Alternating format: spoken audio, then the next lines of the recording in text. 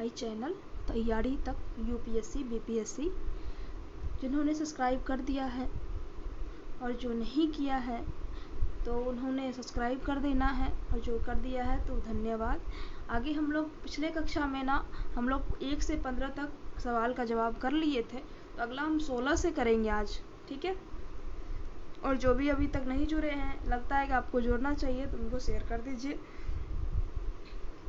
हम लोग लाइव भी आएंगे, लेकिन लाइव के लिए पहले आप लोग उतना ज़्यादा सहयोग करेंगे, सब्सक्राइब करेंगे, तो हम लोग लाइव भी जुड़ेंगे और साथ साथ हम लोग बातचीत भी करेंगे।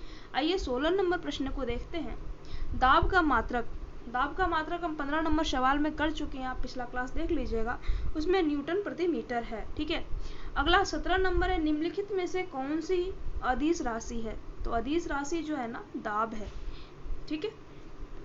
अगला हम देखेंगे निम्न में से कौन सी सदिश राशि? सदिश राशि गति होता है, ठीक है।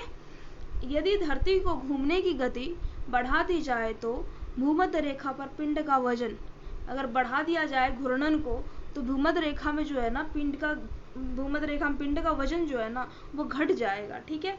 निम्नलिखित में से किस राशि का मात्रक नहीं है? किस राशि का मात्रक नहीं है, ठीक है। तो मात्रक जो है ना प्रतिबल तो है, बल भी है, दाब भी है, तो यहाँ पे विकृति नहीं होगा, ठीक है। आइए देखते हैं निम्नलिखित में से किस तरीके से 1 वोल्ट व्यक्त किया जा सकता है। तो 1 वोल्ट को व्यक्त करते हैं 1 जूल प्रति कूलम से, ठीक है।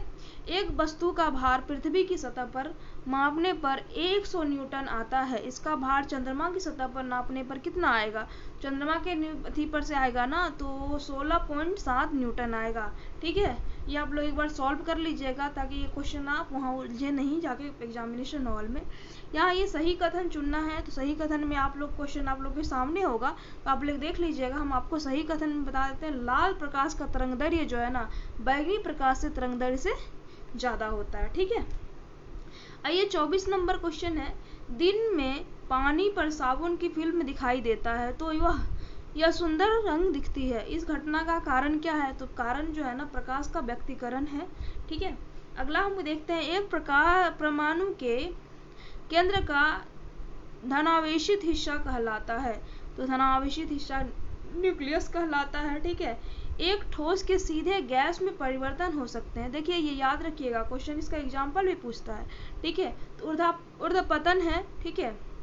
और ऊर्ध्वपतन में क्या है ना, इसका एग्जाम्पल आप एकदम बेटर एग्जाम्पल है कपूर को आप जब जलाएंगे ना तो डायरेक्ट वो गैस में बन जाता है, ठीक है। ठोस से डायरेक्ट गैस में बनता है, वो लिक्विड में नहीं आती है, ठीक है। द्रव्य में की अवस्था में नहा के सीधे गैस बन जाती है, तो एग्जाम्पल कपूर है, याद रखिएगा, ठीक है। अगला नंबर क्वेश्चन देख लेते हैं हम।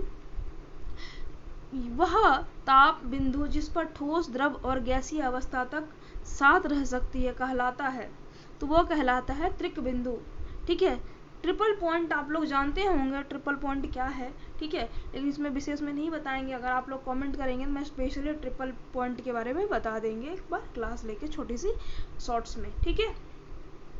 आइए कॉस्मिक किरणें जो है ना आवेशित कण होता है, ठीक है। 2G स्पेक्ट्रम में अक्षर G किस शब्द के लिए प्रयुक्त होता है? तो G आप लोग तो बहुत ज़्यादा अभी तो आप जानते होंगे कि G किस चीज़ के लिए प्रयोग होता है। तो G जो होता है ना जनरेशन के लिए प्रयोग किया जाता है, तो आप लोग को पता ही होगा, ठीक है। पीढ़ी जो हम बोलते हैं क्या कहते हैं, जैसे अभी नए आते हैं तो 1G 2G 3G 4G 5G, तो इस टाइप से हम जब बात करते हैं ना तो वो जनरेशन की बात करते हैं, ठीक है। रडार का आविष्कारक कौन था, ठीक है। रडार का आविष्कारक जो था ना रॉबर्ट वाटसन था, ठीक है। आइए आज हम लंबा थोड़ा क्लास लेंगे, देखते हैं मैक्सिमम कितना कर पाते हैं। गार्ड पार्टिकल है जो हिग्स बोसन का, ठीक है। सर CV रमन को भौतिकी का नोबेल पुरस्कार प्राप्त हुआ था। सर CV रमन को नोबेल पुरस्कार जो प्राप्त हुआ था ना वो 1930 में हुआ था, ठीक है। तो आप लोग नोबेल पुरस्कार किसको कब मिला था और करंट में जो होगा वो एक बार ना एक नज़र दे दीजिएगा ताकि अपडेटेड रहें।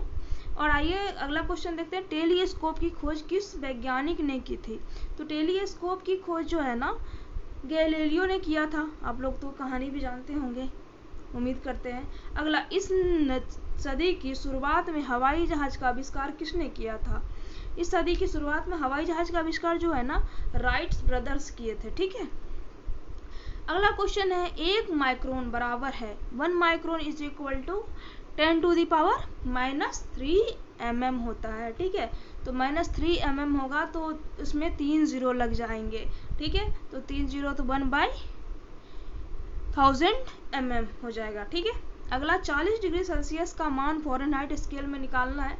तो ये याद रखिएगा क्योंकि कभी कभी प्रश्न पूछ देता है। तो फ़ारेनहाइट स्केल 40 डिग्री जो है ना, उसका 104 डिग्री होगा। याद रखिएगा, फ़ारेनहाइट इज इक्वल टू 9/5 और सी डिग्री एंड सी प्लस 32।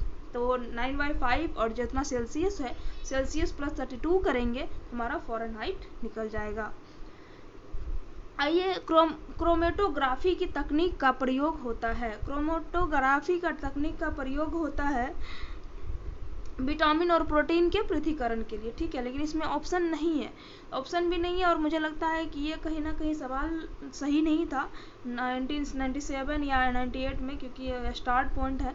तो इसमें जो होता है ना, प्रोटीन और विटामिन की जो थी उसको अलग अलग करना होता है ना, उसको क्रोमेटोग्राफी होता है। हम लोग बायोलॉजी में स्पेशली पढ़ते हैं। ठीक है, और अगला क्वेश्चन देखते हैं, गति को सर्वप्रथम किसने परिभाषित किया था? तो गति को सबसे पहले जो परिभाषित किए थे वो गैलीलियो ही थे। अगला क्वेश्चन हम देख लेते हैं, लोलक। लोलक के बारे में आप लोग जानते होंगे। कलाविधि क्या होता है? लोलक की कलाविधि जो है ना, लंबाई के ऊपर निर्भर करती है। ठीक है, आइए 40 नंबर क्वेश्चन, बल गुणनफल है बल गुणनफल है द्रव्यमान और त्वरण का। ठीक है, त्वरण ज्ञात करने का सही सूत्र कौन सा है? तो त्वरण ज्ञात करने का सही सूत्र है ना, A = V - U/T।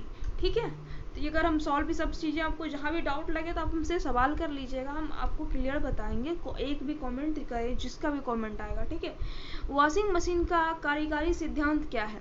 Washing machine का कार्यकारी सिद्धांत जो है ना, अपकेंद्रीय बल के तहत वॉशिंग मशीन काम करता है, सेंट्रीफ्यूगल फोर्स। ठीक है, आइए नेक्स्ट क्वेश्चन देखते हैं हम, निम्नलिखित में से कौन सी सदिश राशि नहीं है? तो सदिश राशि जो है ना, सदिश राशि आयतन नहीं है, वेग भी है, विस्थापन भी है, बल भी है।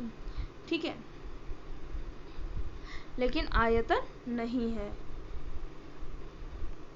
आइए देखते हैं अगला, पदार्थ के संवेग और वेग के अनुपात से कौन सी भौतिक राशि प्राप्त की जाती है? तो भौतिक राशि प्राप्त की जाती है द्रव्यमान। 1 किलोमीटर दूरी का तात्पर्य है 1000 मीटर।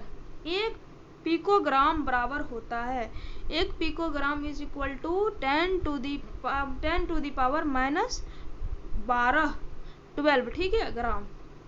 आप एक लिफ्ट में खड़े हैं, लिफ्ट के फर्श पर आपके भार द्वारा लग रहा बल, मेरा जो भार जो लग रहा है ना, वो हमारा ग्रेविटेशनल फोर्स जो है 9.8 के त्वरण से नीचे लगते हैं, नीचे आते समय 0 हो जाता है। ठीक है, अगला क्वेश्चन है, यदि एक पंख, एक रबर की गेंद और एक लकड़ी की गेंद निर्वात में एक समान ऊंचाई से सततता पूर्वक एक साथ गिर रहे हैं, तो सबसे पहले क्या होगा आप बताते हैं कि तीनों, मतलब आप बताइएगा जरा, तीनों एक साथ गिरेगा या तीनों अलग अलग समय पर गिरेगा? रबर है, एक पंख है और एक गेंद है, तो आप लोग खुद ही जवाब दीजिएगा।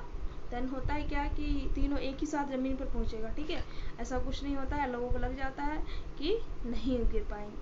प्रकाश की गति किसके बीच से आते हुए न्यूनतम होगी? तो न्यूनतम होगी कांच से। ठीक है, प्रकाश का वर्ण विक्षेपण संभव है, वर्ण विक्षेपण जो संभव है प्रिज्म से संभव है। ठीक है, आज हम 50 क्वेश्चन तक ही करते हैं। ठीक है, क्योंकि अगला क्वेश्चन ना हम ज़्यादा देखते हैं कि अगर आप लोगों का अगर रुचि रखते हैं तो हम ज़्यादा से ज़्यादा क्वेश्चन करेंगे। आज 50 क्वेश्चन तक ही करते हैं। धन्यवाद, आप लोग जुड़े रहिएगा और आप लोग अगले क्लास के लिए भी रेडी रहिएगा।